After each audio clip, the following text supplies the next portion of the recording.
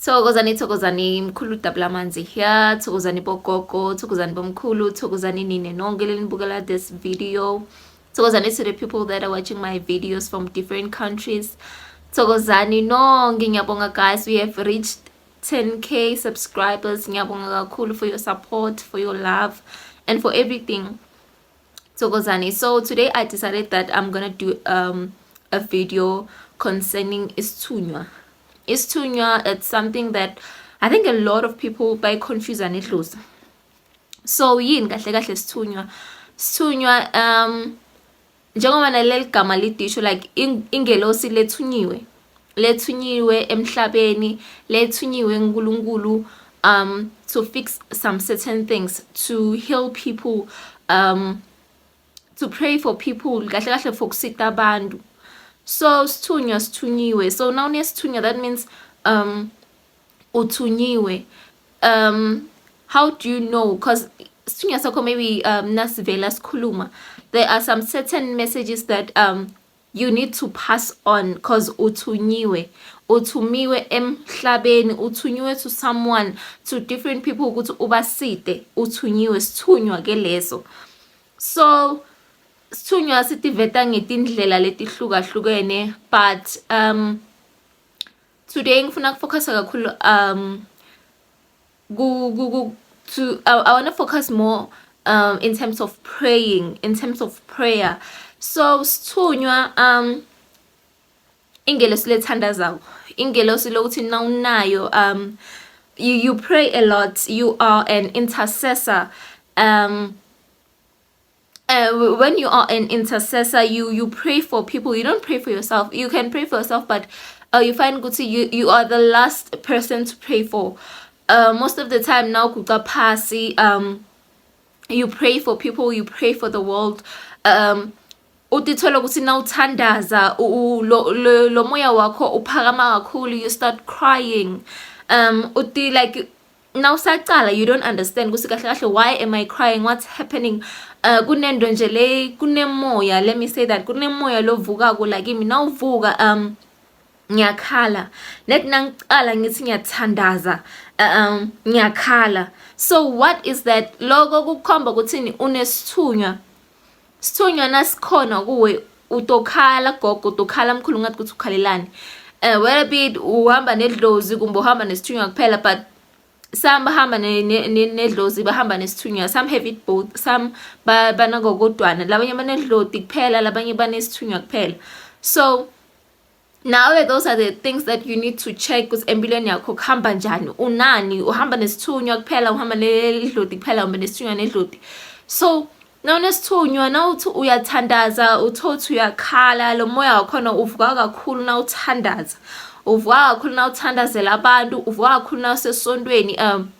You are praying, you are interceding, you are an intercessor, you understand. So now thandaza, sometimes you find ukuthi you shake.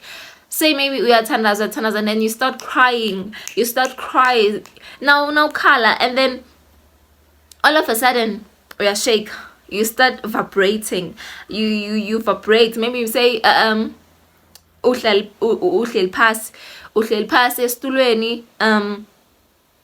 There's something, man, maybe how can I put this, maybe your pastor kunelverse lalivulile ne, so lihlaba ngaphakathi lo uthi uyal understand, uyalvisisa moya wakho uvumelana na that verse, you understand. So all of a sudden uyashake, how you like uyashake and awukhona ukucontrol, like uyavibrate. Also the next thing, so will student, and then when you fall, you're gone. You are gone. Also uhambile, and now wile lapha phasi, you find yourself putting, you see visions, different kinds of visions, or maybe a vision about someone in the church. Kuthi kuyenzakala 1 2 3 4 5 6 7 8 9 10. So lokho kukhomba ukuthi unesithunywa.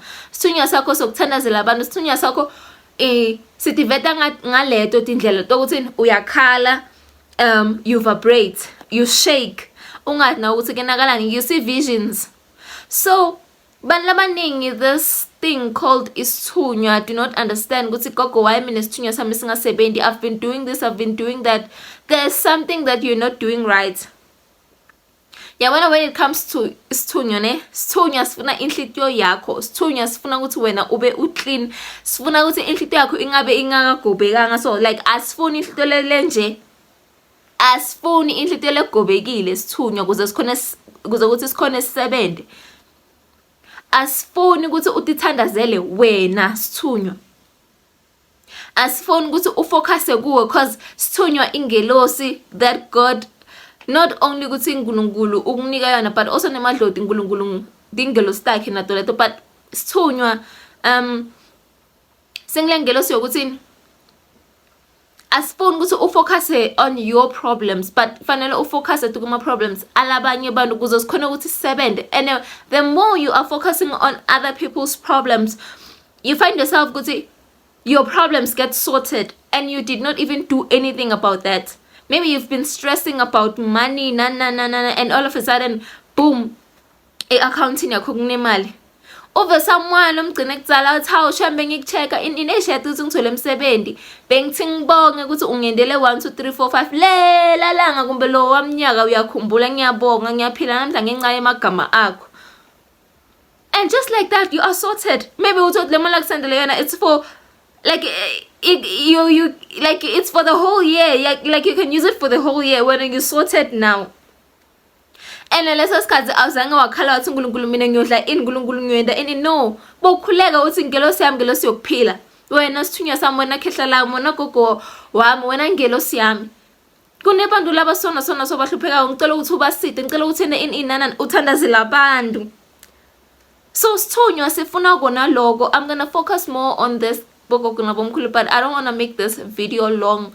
When it comes to this topic I said fanele sikhulume because there are a lot of you la ngaphandle mphefumulo uyakhala sithunywa sakho siyakhala ingelosi yakhe yakhala ngaphakathi tindo tiyabola ngaphakathi ngenxa yani you are too focused on materialistic things, on tindo leti yentekala kula mhlabeni. You are worrying about the weaves.